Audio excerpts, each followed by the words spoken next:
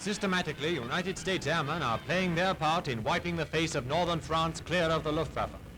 These pictures were taken on a typical raid over German aerodromes by marauder aircraft of the United States Air Force. In Battle of Britain days, Nazi airfields in plenty lay within a mile or two of the French coast. They've been pushed back.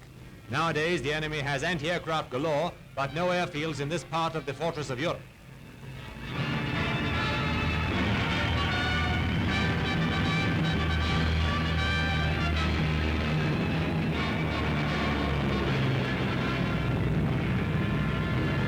First airfield on the program was well on the way to Paris at Beauvais.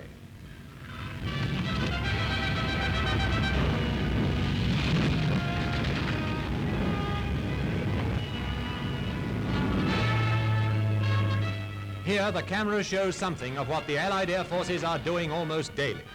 Further and further south, the enemy bases his aircraft, but not for long are they out of our range.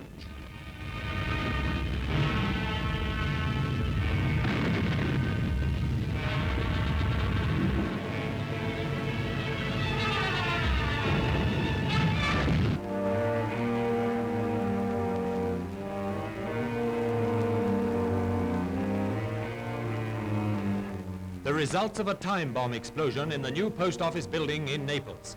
The cameraman happened to be within a few yards of the building at the time, and he promptly reacted by shooting these scenes of the immediate aftermath.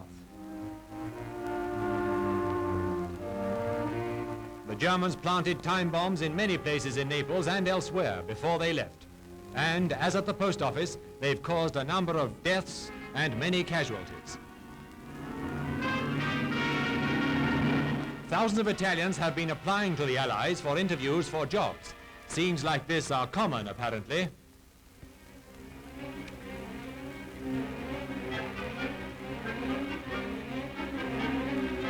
Meanwhile, all over southern Italy, the Allies are taking over abandoned enemy airfields and putting them into working order for advanced aerial action against the Germans.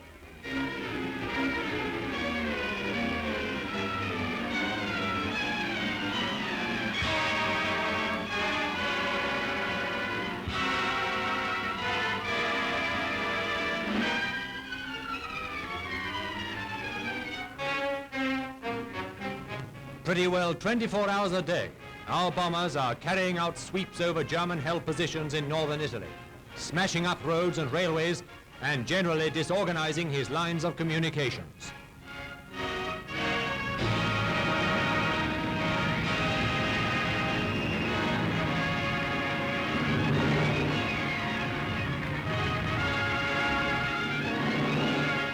A major obstacle in the advance to Rome was the Volturno River. Here is the initial crossing of the river by units of the Fifth Army.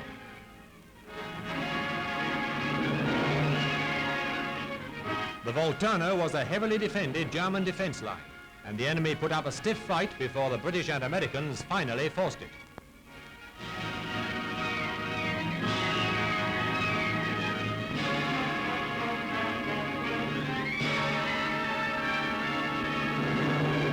This is one of the numerous bridgeheads established by the Fifth Army.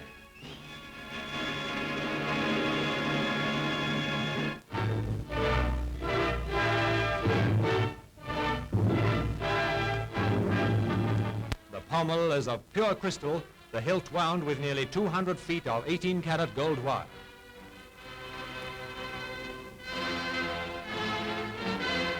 The new Russian ambassador, Mr. Fyodor Gusev, was greatly impressed with the beauty of the sword, as were all who saw it.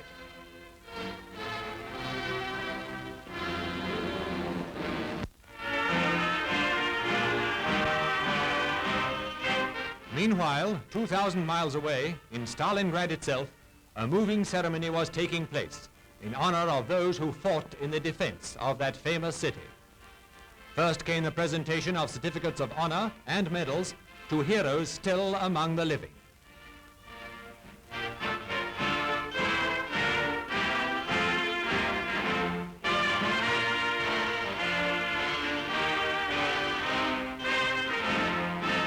Then, homage was paid to those who laid down their lives in that epic battle.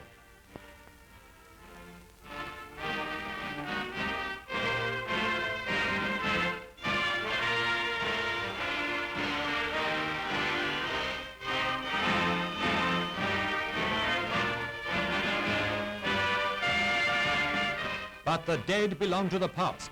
The bitter struggle of the living goes on. Relentlessly, the Soviet armies are driving the Huns westward.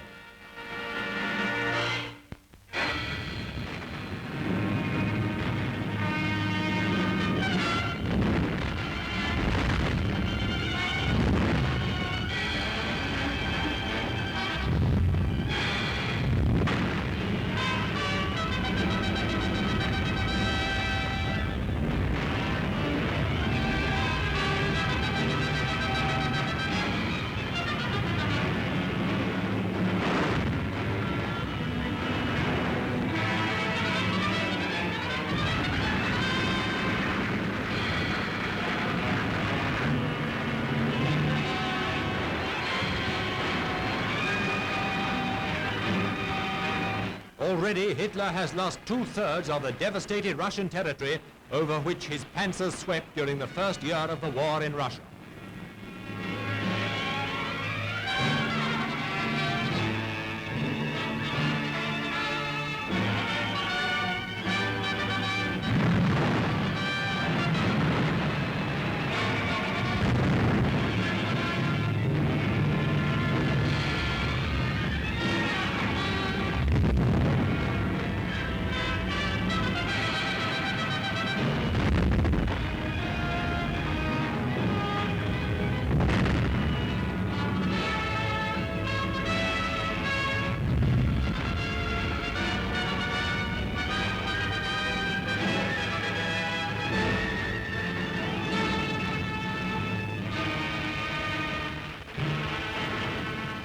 Stalingrad is at last avenged, 100-fold, yet still the invincible might of Russia sweeps on.